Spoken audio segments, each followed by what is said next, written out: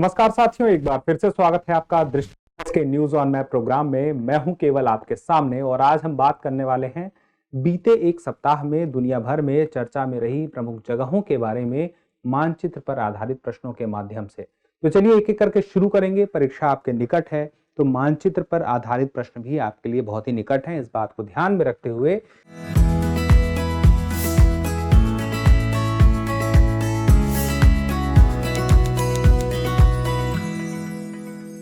पिछले प्रश्न से यानी कि पिछले सप्ताह के अभ्यास प्रश्न से कि प्रायः समाचारों में देखे जाने वाले अवदीव्का, क्रामाटोर्स्क एवं जापोरिजिया क्षेत्र कहां स्थित हैं। तो देखिए ये सवाल महत्वपूर्ण है क्योंकि यह एक महत्वपूर्ण जगह से संबंधित है। उसके बारे में हम जो जिक्र करने वाले हैं डिटेल में करेंगे। पहले देखिए ऑप्शन, यूक्रेन, अजरबैजान, रूस और सीरिया। सही जवाब क्या है? सही जवाब इसमें है यूक्रेन में स्थित है। ये तीनों के तीनों ही क्षेत्र अवदीव्का, क्रामाटोर्स्क एवं जापोरिजिया। अब देखिए यूक्रेन का एक नक्शा ये है, अवदीव्का यहाँ पे आप लिखा हुआ देख रहे हैं लेकिन है इस क्षेत्र में। यूक्रेन का एक क्षेत्र ये भी है। अब देखिए क्रामाटोर्स्क यहाँ पे है, इस जगह पे है, यह नाम है। अब उसके अलावा जापोरिजिया जो है, जापोरिजिया यहाँ पर है, इस जगह पर है और अभी यही जगह चर्चा में भी थी। यह वो क्षेत्र है जो रूस और यूक्रेन के संघर्षों के चलते प्रभावित हो रहा है। यहां पर एक न्यूक्लियर प्लांट है जिस पर की आरोप लगाए गए रूस के द्वारा कि यूक्रेन ने इन क्षेत्रों पर हमला किया है, मतलब कि प्लांट के क्षेत्रों यहां इस क्षेत्र को प्रभावित करने का प्रयास किया है। अब इसकी वजह से काफी चर्चा में है। अब इसको विस्तार से जानने के लिए सबसे महत्वपूर्ण बात यह है कि नक्शे में आप इस तरह के जब सवाल आते हैं कि अवदीव्का क्या है, जापोरिजिया क्या है, क्रामाटोर्स्क क्या है, कहां पर है, तो आपको पता होना चाहिए। अब ये दोनों वह क्षेत्र है मुख्य रूप से जो कि रूस और यूक्रेन के संघर्षों के बीच में देखे जा रहे हैं। अब एक महत्वपूर्ण सूचना, 21 तारीख सिविल सर्विस डे है, यानी कि 21 अप्रैल 2024 को सिविल सर्विस डे है और इस बार भी हर साल की तरह हम सिविल सर्विस डे पर आपके लिए स्पेशल डिस्काउंट लेकर आ गए हैं। 2 दिनों के लिए स्पेशल डिस्काउंट रहेगा 21 और 22 अप्रैल को। तो जो भी आप विद्यार्थी तैयारी करना चाहते हैं, अपने सपनों को हकीकत में बदलना चाहते हैं, अपने सपनों को उड़ान देना चाहते हैं, इस खास छूट का विशेष लाभ उठाएं और 40% की यह सीधी छूट है। छूट है किस पे? जितने भी ऑनलाइन कोर्स हैं, जितने भी पेन ड्राइव कोर्स हैं, कहां पर मौजूद हैं ये सारे के सारे कोर्स? तो दृष्टि लर्निंग ऐप पर मौजूद हैं। दृष्टि लर्निंग ऐप इंस्टॉल कीजिए। जितने भी कोर्स मौजूद हैं ऑनलाइन सारे के सारे, पेन ड्राइव कोर्स सारे के सारे, डीएलपी एवं टेस्ट सीरीज भी सारे के सारे, आईएएस के लिए भी और यह पीसीएस के लिए भी, और जितने भी दृष्टि के कोर्सेज आपको मिलेंगे इस ऐप पर वो सारे के सारे। अब उसके लिए अगर आपको अन्य कुछ जानकारी चाहिए तो ये नंबर भी दिया गया है, आप इन नंबरों पर कॉल करके विशेष जानकारी ले सकते हैं। डिस्क्रिप्शन में लिंक मौजूद है, वहां लिंक को ओपन करके अपनी सीट भी सुनिश्चित कर सकते हैं। तो इस बात का विशेष ध्यान रखते हुए चलिए शुरू करते हैं अगले सवाल की ओर। सवाल जो है ब्रिटेन से संबंधित है कि ब्रिटेन के विदेश मंत्री डेविड कैमरन का कहना है कि ब्रिटेन इजराइल को हथियारों की बिक्री पर रोक नहीं लगाएगा। तो ब्रिटेन को चलिए समझ लेते हैं। कभी कभी सामने आता है ब्रिटेन, कभी इंग्लैंड, कभी यूके। देखते हैं, निम्नलिखित कथनों पर विचार कीजिए। United Kingdom England, Scotland, Wales और उत्तरी आयरलैंड से बना है। दूसरा है विंडसर फ्रेमवर्क के अंतर्गत पृथक ग्रीन और रेड लेन की स्थापना का प्रावधान है जो क्रमशः उत्तरी आयरलैंड तथा यूरोपीय संघ के व्यापार से संबंधित है। अब इस बात का ध्यान रखना है कि दोनों ही कथन अगर सही होंगे तो हम कहेंगे एक और दो दोनों सही है, लेकिन अगर कोई एक होगा तो कहेंगे अगर एक है तो केवल एक, दो है तो केवल दो, और कोई भी नहीं तो ना तो एक ना तो दो। चलिए अब नक्शे पर देखते हैं। नक्शे पर स्कॉटलैंड, इंग्लैंड, वेल्स और यहां पे कौन सा, नॉर्दर्न आयरलैंड, इन सबको मिला देंगे तो क्या बनेगा? यूके बनेगा, यूनाइटेड किंगडम। लेकिन यहां पे देखें तो इंग्लैंड सिर्फ इतना ही क्षेत्र है और ये चारों अपने आप में अलग अलग देश हैं जिनसे मिला के एक संयुक्त रूप से यूनाइटेड किंगडम बनता है। अब यूके के प्रधानमंत्री कौन है? आप सबको पता है, ऋषि सुनक है। तो देखिए इंग्लैंड हो गया, उसके बाद इसी से लगा हुआ वेल्स है और स्कॉटलैंड, ये अपने आप में क्या है? ये पूरा का पूरा यह हो जाता है ब्रिटेन। लेकिन जैसे ही हम इसमें किसको जोड़ लें? इसको हम जोड़ लें यहां पर नॉर्दर्न आयरलैंड को, तो हो जाएगा यूनाइटेड किंगडम। अब यहां पे देखिए United Kingdom England, Scotland, Wales और उत्तरी आयरलैंड से बना है। तो पूरा का पूरा आयरलैंड नहीं है, उत्तरी आयरलैंड ये वाला हिस्सा। तो ये बात हमारी पहले स्टेटमेंट की सही हो गई, लेकिन दूसरा सही कि नहीं है। विंडसर फ्रेमवर्क के अंतर्गत ग्रीन और रेड लाइन की बात आई है। देखिए ग्रीन लाइन और रेड लाइन में क्या है, जो यूके का व्यापार, जो सामान की आवाजाही है वो जब होती है नॉर्दर्न आयरलैंड में, तो वहां पर क्या होता है कि उनके जो पेपर वर्क हैं वह कम चेक होंगे, उसकी रिक्वायरमेंट कम से कम होगी पेपर वर्क की और उसे कम चेक किया जाएगा। तो ग्रीन लाइन के अंतर्गत। फिर उसके बाद जो रेड लाइन के अंतर्गत है, जब यूरोपीय संघ का व्यापार किससे होगा, आयरलैंड से होगा, यूरोपीय संघ का व्यापार, तो वह किसके माध्यम से होगा, वह रेड लाइन से होगा, और जो भी चेकिंग होगी पेपर वर्क होगा उस रेड लाइन के माध्यम से होगा। तो ये दो तरह के मतलब हैं, ग्रीन लाइन, रेड लाइन। तो ये बातें भी बिल्कुल सही है। तो हमारा उत्तर क्या होगा, 1 और 2 दोनों ही सही है। चलिए अगला सवाल है। अब यह सवाल है यूक्रेन रूस के बीच जो मामला चल रहा था उस दौरान ज़ैपोरोजिया परमाणु संयंत्र पर जो हमला हुआ, जिस पर हमने अभी पहले जिक्र भी किया था, उसी से जुड़ा हुआ है। कुछ विशेष स्थानों पर हम चर्चा करेंगे, जैसे कि बखमुत कहाँ है, बख्तियारी कहाँ है, अंकारा कहाँ पे है। तो उपर्युक्त युग्म से के कौन सा युग्म सही है या सही सुमेलित है, ये एक से ज्यादा भी हो सकते हैं या सिर्फ एक ही हो सकता है, केवल एक, केवल तीन, 2 और 3, 1, 2 और 3, तीनों के तीनों। तो देखिए जो सही जवाब है उसको नक्शे पर देख लेते हैं तो ज्यादा बेहतर रहेगा। सबसे पहले देखते हैं बखमुत को। यह बखमुत है, इस जगह पर है, और यह जो बखमुत है यह मौजूद कहां पर है, यह है यूक्रेन में, यह यूक्रेन का क्षेत्र है। अब देखिए अगला बख्तियारी, तो बखमुत ईरान में नहीं है, तो मतलब ये सुमेलित नहीं है, बखमुत है यूक्रेन में।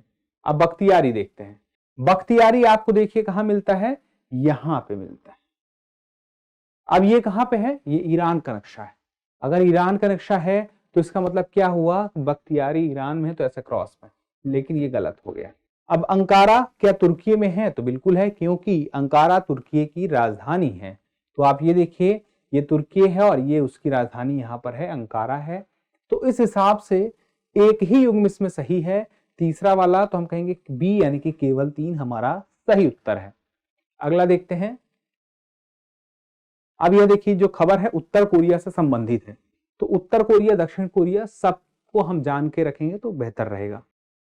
अब यहां पे देखिए येओनप्योंग द्वीप और बेंगनियोंग द्वीप निम्नलिखित में से किस देश से संबंधित हैं।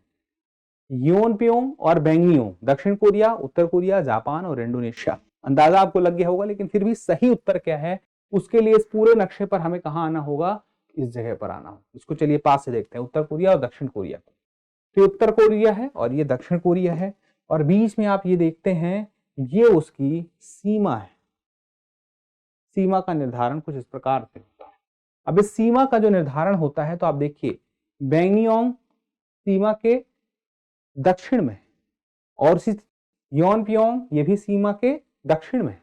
दक्षिण का मतलब क्या है, साउथ कोरिया। तो येलो सी में ये मौजूद है, आइलैंड है, और ये दोनों के दोनों ही साउथ कोरिया के हैं। तो इससे स्पष्ट होता है कि सीधा सीधा जवाब होगा इसका ए, दक्षिण कोरिया, यानी कि साउथ कोरिया।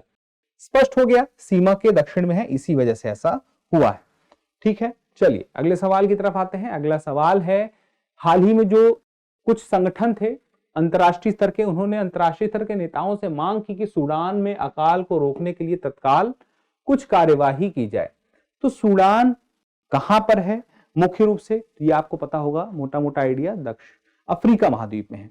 लेकिन बात की जाए अफ्रीका महाद्वीप में सूडान के आसपास कौन कौन से देश हैं, चलिए इसको भी देख लेते हैं। किस किस से घिरा हुआ है, मिस्र से, जिबूती से, इथियोपिया से, या मध्य अफ्रीकी गणराज्य से। कोड का उपयोग करके बताना है, केवल 1 और 2, 1 3 4, 1 2 3 या 1 2 3 4। सही उत्तर क्या है, चलिए देखिए यहां पर है सूडान।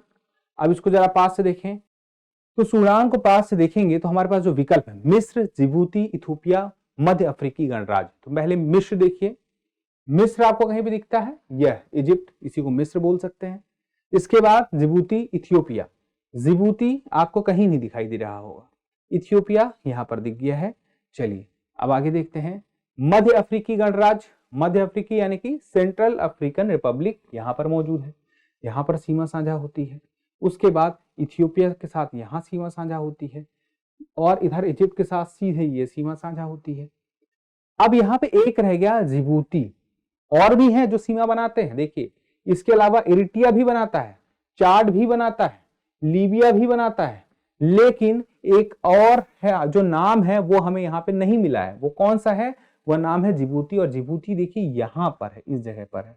और यहाँ पर जो जिबूती है यह किसके किसके साथ सीमा बनाता है? तो देखिए इरिट्रिया के साथ यहाँ पे बनाता है, इथियोपिया के साथ भी यहाँ पे बनाता है, और यहाँ पे यह जो क्षेत्र है ये वाला, ये सोमालिया का है, तो सोमालिया के साथ भी बनाता है, लेकिन सूडान के साथ नहीं बनाता है। तो ऐसे में बताना है सही फूड का उपयोग करके कि सूडान निम्नलिखित में से किन देश से घिरा हुआ है। तो 1, 3 और 4 यानी कि बी हमारा सही उत्तर है। चलिए अगला देखते हैं। हाल ही में भारत की अफ्रीका में विभिन्न राजकीय यात्राओं ने अफ्रीका पर भारत के बढ़ते जोर को उजागर किया है। यह ग्लोबल साउथ में भारत के बढ़ते प्रभुत्व को दर्शाता है। अब ऐसे में ग्लोबल साउथ क्या है ये हमें पता होना जरूरी है। इसी पर सवाल है, निम्नलिखित कथनों पर विचार कीजिए। ग्लोबल साउथ उन देशों के समूह को संदर्भित करता है जिन्हें आमतौर पर विकसित देशों के रूप में जाना जाता है। दूसरा स्टेटमेंट देखिए कि इसमें ग्लोबल नॉर्थ की तुलना में कम जीडीपी, उच्च गरीबी दर और कम विकसित बुनियादी ढांचे वाले देश शामिल नहीं है। अगर है बोला होता तो बात सही होती, क्योंकि हमने क्या कहा था, विकसित देश नहीं है वो, कम या तो विकसित नहीं है या तो विकासशील है। तो यह बात भी गलत हो गई और पहली वाली तो गलत है ही। तो ऐसी स्थिति में क्या होगा, जब दोनों ही गलत है बात, तो यहां पर डी हमारा सही उत्तर हो जाएगा। इसमें कोई डाउट वाली बात नहीं है। चलिए अब यही समझ लीजिए इस बात को कि जो डेवलप्ड कंट्रीज है अपेक्षाकृत और जो लेस डेवलप्ड कंट्रीज हैं वो इस प्रकार से बटी हुई हैं, और इसमें आप देखें तो यह ऐसे इस प्रकार से जाता है, इस तरह से, तो स्पष्ट हो जाएगा। चलिए अब आगे देखते हैं। INSTC के बारे में खबर है। INSTC काफी चर्चा में है, जिसको कहा जाता है अंतरराष्ट्रीय उत्तर दक्षिण परिवहन गलियारा। अब यह चर्चा में है, उसके पीछे की वजह है कि भारत के व्यापार में उछाल और चाबाहार बंदरगाह में रणनीति के हिस्सों की वजह से महत्वपूर्ण हो जाता है। सवाल देखिए, अंतरराष्ट्रीय उत्तर दक्षिण परिवहन गलियारे के संबंध में निम्नलिखित कथनों पर विचार कीजिए। पहला कथन क्या है? यह एक बहु मॉडल परिवहन मार्ग है जो प्रशांत महासागर और फारस की खाड़ी को ईरान के माध्यम से कैस्पियन सागर से जोड़ता है, जो सेंट पीटर्सबर्ग और रूस के माध्यम से उत्तरी यूरोप तक फैला हुआ है। अब इस पूरे के पूरे स्टेटमेंट में कितनी बातें सही है नहीं है अभी देखेंगे। अगला स्टेटमेंट देखिए, इस गलियारे में सड़क और रेल मार्गों के साथ साथ फारस की खाड़ी तथा कैस्पियन क्षेत्र में बंदरगाह शामिल हैं। आपको बताना है कि उपर्युक्त कथनों में से कौन सा या कौन से सही है या है। केवल एक, केवल दो, एक और दो, दोनों, ना तो एक और ना ही दो। अब देखिए, देखने वाली बात यह है, पहले स्टेटमेंट में बहु मॉडल परिवहन मॉडल, बहु मॉडल परिवहन मार्ग का मतलब कि थल मार्ग जल मार्ग दोनों से जुड़ा रहेगा, ठीक है।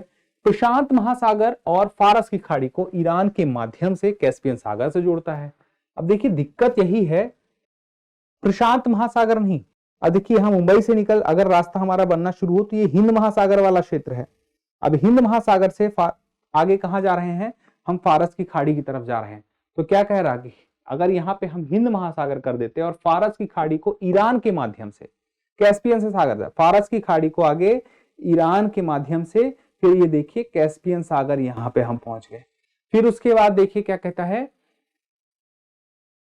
फिर सेंट पीटर्सबर्ग और रूस के माध्यम से उत्तरी यूरोप। फिर आगे देखिए, आगे बढ़ते हैं तो मॉस्को, फिर सेंट पीटर्सबर्ग, फिर ये उत्तरी यूरोप आ गया।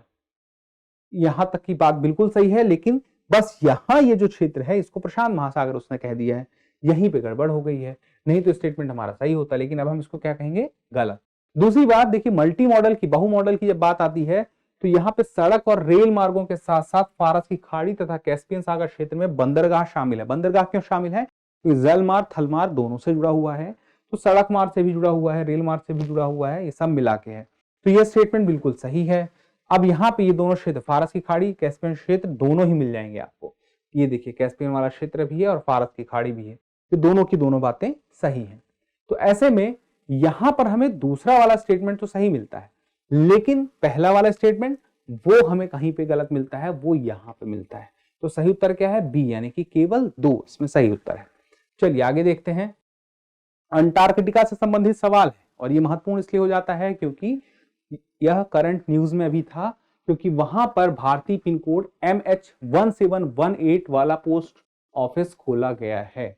ये महत्वपूर्ण बात है। यह पिन कोड का नंबर क्या है? MH1718, 1718, ऐसे में आसान याद रहेगा। और पोस्ट ऑफिस जो है वह भारत का है। अब देखिए, अंटार्कटिका में भारत का पहला डाकघर दक्षिण गंगोत्री में स्थापित किया गया था। फिर दूसरा देखिए, अंटार्कटिका में मैत्री और भारतीय बेस पर स्थित डाकघर केरल डाक प्रभाग का हिस्सा है। फिर तीसरा देखिए, अंटार्कटिका में डाकघर के लिए भेजे जाने वाले पत्र राष्ट्रीय ध्रुवी और महासागर अनुसंधान केंद्र द्वारा भेजे जाते हैं। अब इसमें कितनी बातें सही हैं, उपर्युक्त में से कितने सही हैं ये जानना है। केवल एक, केवल दो, तीन या कोई भी नहीं। पहला देखिए, अंटार्कटिका में भारत का पहला डाकघर दक्षिण गंगोत्री में स्थापित किया गया है। तो देखिए, ये पूरा अंटार्कटिका है। अब यहाँ पे ये साउदर्न ओशियन है, हर चारों तरफ से, ये उसका टॉप व्यू है। अब देखिए, दक्षिण गंगोत्री जो है, यहाँ पर पहला डाकघर 1984 में स्थापित किया गया था, और यह जो है बर्फीले तूफान की वजह से 88-89 में यह क्षेत्र, यह अब कुल मिलाकर के डीकमीशन कर दिया गया है। अब उसके बाद यहाँ पर दो और है, मैत्री और भारतीय बेस। मैत्री और भारतीय बेस पर डाकघर केरल डाक प्रभाग का हिस्सा है। अब केरल डाक प्रभाग की बात की गई है, दरअसल मैत्री और भारती, मैत्री यहाँ पे है और भारती यहाँ पर है। अब ये दोनों अनुसंधान केंद्रों पर इस प्रकार से कुछ रहता है, तो इन दोनों अनुसंधान केंद्रों पर जो डाक प्रभाग है वह केरल नहीं है, ये गोवा होता तो सही होता, तो इस वजह से यह गलत हो गया। पहला वाला तो सही है। अब यहाँ पे तीसरा वाला देखिए, अंटार्कटिका में डाकघर के लिए भेजे जाने वाले पत्र राष्ट्रीय ध्रुवी और महासागर अनुसंधान केंद्र द्वारा भेजे जाते हैं। ये एक तथ्यात्मक जानकारी है और यह भी बिल्कुल सही है। तो पहली और तीसरी बात तो सही है, लेकिन दूसरी वाली गलत है। और ऐसे में हम क्या कहेंगे, कितने सही हैं? तो केवल दो सही हैं। केवल दो का मतलब कि केवल दो स्टेटमेंट ही कथन इसमें सही हैं, तीन में से। तो जवाब हमें मिल चुका है। और इसके बाद एक बार फिर से याद रखिएगा कि 21 और 22 दो ही दिन है जब डिस्काउंट का समय रहेगा। दृष्टि IAS के जो दृष्टि लर्निंग ऐप पर मौजूद जितने भी online course, pen drive course, test series है, DLP है, सब में 40% का छूट है, सीधा छूट है और कम समय के लिए है। तो जिसे भी जरूरत हो वह ध्यान दे सकता है, इस नंबर पर कॉल कर सकता है, या तो डिस्क्रिप्शन में लिंक है उससे भी कांटेक्ट कर सकता है। अब देखते हैं एक अभ्यास प्रश्न, निम्नलिखित युग्मों पर विचार कीजिए। बंदरगाह और देश, चट्टोग्राम बांग्लादेश, मोंगला मालदीव, क्याऊ कप्यू और म्यांमार। ऊपर दिए गए युग्मों में से कौन सा या कौन से सही सुमेलित हैं? केवल एक, केवल एक और तीन, केवल दो और तीन, और एक, दो, तीन। तो अपना सही जवाब कमेंट बॉक्स में कमेंट करके जरूर बताइएगा, प्रयास कीजिएगा, क्योंकि जब आप प्रयास करते हैं तो हमें भी कुछ बेहतर प्रयास करने के लिए प्रेरणा मिलती है। जल्द ही मिलते हैं अगले एपिसोड में, तब तक के लिए स्वस्थ रहें, मस्त रहें और पढ़ते रहें। धन्यवाद। डियर व्यूअर्स, अपने एग्जाम की तैयारी को और बेहतर करने के लिए हमारे चैनल को लाइक, शेयर और सब्सक्राइब करना न भूलें।